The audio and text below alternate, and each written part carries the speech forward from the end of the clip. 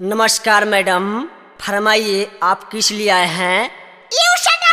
अब्बू से हमसे जबान लड़ाता है, अभी तुमको बताती हूँ। मैडम, हमसे जबान लड़ाओगी? मैं देहात का रहने वाला एक छोटा सा इंसान हूँ, हम अनपढ़ गवार हूँ, हमसे इंग्लिश मत बोलिए।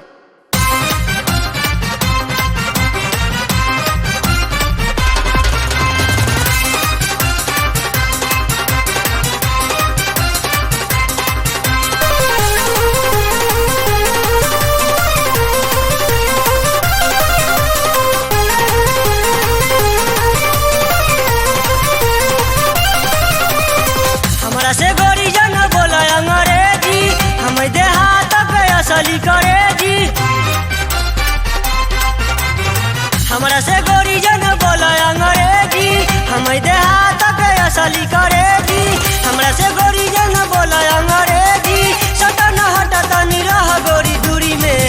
हमरा से बोला बूता बोला भोजपुरी में, हमरा से बोला बूता बोला भोजपुरी में, हमरा से बोला बूता बोला भोजपुरी में। हमरा से गोरी जन बोला अंग्रेजी, हम देहात के असली करेजी। हमरा से गोरी जन बोला अंग्रेजी, सटन हटत निरह गोरी दूरी में। हमरा से बोला बूता बोला भोजपुरी में, हमरा से बोला बूता बोला भोजपुरी में, हमरा से बोला बूता बोला भोजपुरी में।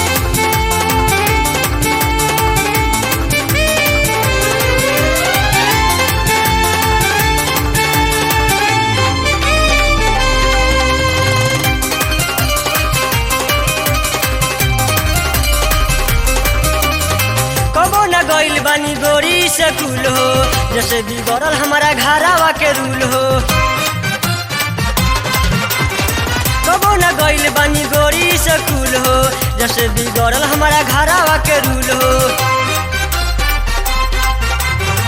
ऐसे जे बोला बूता केहू जाई काप हो, हम तो बानी गोरी उठा छाप हो। ऐसे जे बोला बूता केहू जाई काप हो, पढ़नी ना लिखनी गोरी रही मजबूरी में। हमरा से बोला बूता बोला भोजपुरी में, हमरा से बोला बूता बोला भोजपुरी में, हमरा से बोला बूता बोला भोजपुरी में।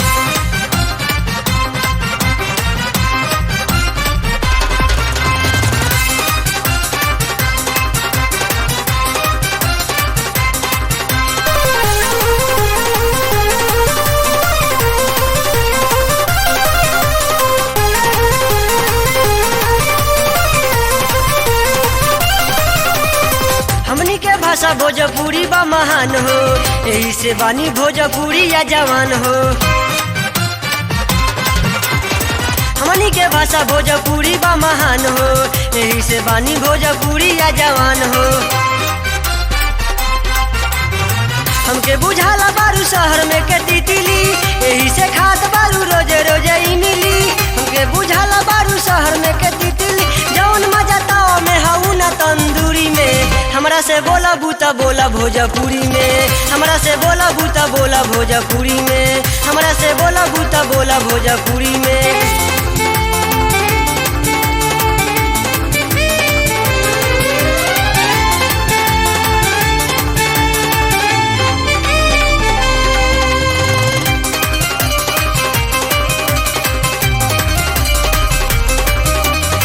यही से छोड़ी भागल भारत अंग्रेज हो, अब से बोला भोजपुरी लैंग्वेज हो। यही से छोड़ी भागल भारत अंग्रेज हो, अब से बोला भोजपुरी लैंग्वेज हो। हमरो तो जिला बाटे पटना शहर में, यही से बस गइलू राजी के नजर में।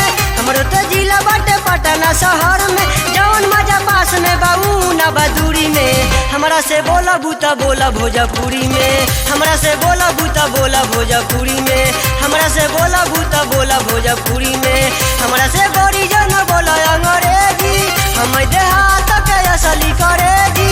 हमरा से गोरी जन बोला अंग्रेजी, सटन हटत निरह गोरी दूरी में। हमरा से बोला बूता बोला भोजपुरी में, हमरा से बोला बूता बोला भोजपुरी में, हमरा से बोला बूता बोला भोजपुरी में।